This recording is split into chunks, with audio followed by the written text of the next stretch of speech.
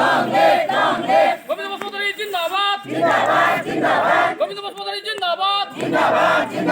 प्रमोद बड़ो जिंदाबाद प्रमोद बड़ो जिंदाबाद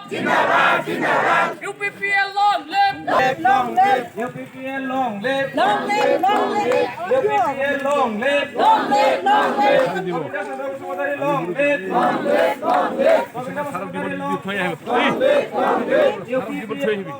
Long live, long live. Pramod बड़ो जिंदाबाद Jindabad, jindabad. प्रमोद बड़ो जिंदाबाद Jindabad, प्रमोद बड़ो जिंदाबाद jindabad, jindabad. जिंदाबाद जिंदाबाद UPPL long live प्रमोद बड़ो जिंदाबाद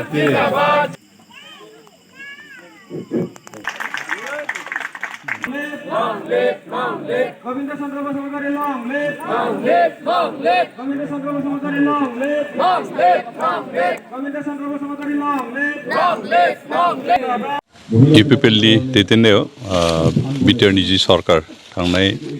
2 बोसोर खावसेनि समाव जिखिनि खामानि मावदों लोगोसे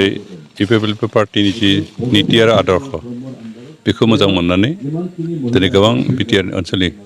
गुबुन गुबुन हान्जायाव थानाय सुबुंफ्रा UPPLआव जोगदान खालामदों आरो दिनै भैरबकुन्द समस्तिनि भितरावबो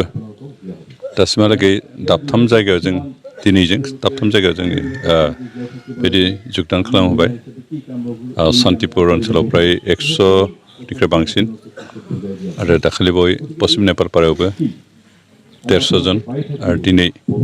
जाब्रिटला VCDCनि सिङाव 94 दिनै UPPLआव जोगदान खालामबाय आरो बे गुबुन पार्टिनिफ्राय UPPLआव फैनानै हाबफैनायनि ओंथियानो जाबाय जे UPPLआ मोजां खामानि मावदों बेनिखायनो बिथांमोना गोजोननानै गाव गाव जि हान्जा दं बेखौ गारनानै बेयाव फैदों आरो जों जिखिनि हायो UPPL सरकार हिसाबै जोंनि ओनसोलाव थानाय जिफोर जेंना बेफोरखौ बोस्रांनो नाजाबाय थादों जिखिनि हादों जों दासिमहालागै मावदों आरो बाखिखिनि जों मावलांबाय थागोन जोंहा लामा सामा बानायनो गोनां दं दै लोंनाय बेबस्था खालामनो गोनां दं स्कुल बायदिसिना रिपेयार खालामनायनि बाथ्रा दं बेनिफ्राय गोबां जायगायाव मडेल अंगनवाड़ी होनायजों लोगोसे जों बिटिआर सरकारनि तरफनिफ्राय बे अंगनवाड़ी सेन्टारनि न' बानायनो होनाय बाथ्रा दं अरुणोदय स्किमनि आसनिफोर जोंनि आइजोफोरनो होनाय बाथ्रा दं बे गासैबो खामानिखौ जों जेसेबां हायो निर्भुल भाबे गोरोन्थि गैयाजासे मावफुंनानै जोंनि पाब्लिकफोरखौ गोजोन होनो नाजादों आरो बे खामानिखौ जों दासिमहालागै मोजाङै मावनायखौ नुनानै रायजोफ्रा गोजोनदों आरो जों जिहेतु निर्बाचननि सिगां इलेक्सन सिगांनो खोथा होखादोंमोन जे जों जेसेबां हायो रायजोफोरनि गासै जेंनाखौनो फोजोबगोन होननानै बोस्रांगोन होननानै आरो बे मथे जों बोस्रांगासिनो दं जोंहा भैरबकुन्द समस्तियाव गोबां जेंना दं बे हाजो ओनसोलखाय दै लोंनायनि आंखाल गोबां दं लामा सामा दालां बानायनो गोनां गोबां दं दा बेखिनिखौ जों बिटिसि सरकारनिफ्राय जिखिनि खादों बेखौ मावदों आरो बाखिखिनिखौ जों स्टेट गभर्नमेन्ट बा सेन्ट्रेल गभर्नमेन्टनि स्किमनि गेजेरजों मावफुंगोन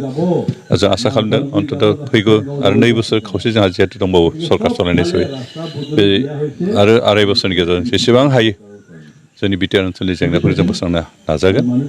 आरो रायजो राजाफोरखौ थांना थानायनि मोनसे मोजां राहा जों दिहुननो होनो खामानि मावगोन बेखौनो मेसेज होनो नागिरो जे फैगौ समाव जों जिहेतु रायजोफोरनि जेंनाखौ बोस्रांनो रायजोफोरनि आंखालखौ सुफुंनो होनाय खामानि मावदों आरो मावलांबाय थागोन बेनिखायनो साफ्रोमबो रायजो राजाफोरा जाहाथे जोंखौ मदद आरो हेफाजाब होयो खारन गोबां समाव नुयो जों सरकार माबाफोर आसनि लायोबो रायजो राजानि मोजांनि थाखाय आसनि लायोबाबो रायजोफ्रा हेफाजाब होआबा बे साक्सेस जाफुङा बेनिखायनो जों जिखिनि आसनि लागोन जिखिनि खामानि मावगोन बिनि प्रति जाहाथे रायजोफ्रा हेफाजाब खालामो मदद खालामो बेखौनो खावलायदों खारन बिथांमोना हेफाजाब खालामबासो जों सरकार हिसाबै साक्सेस जागोन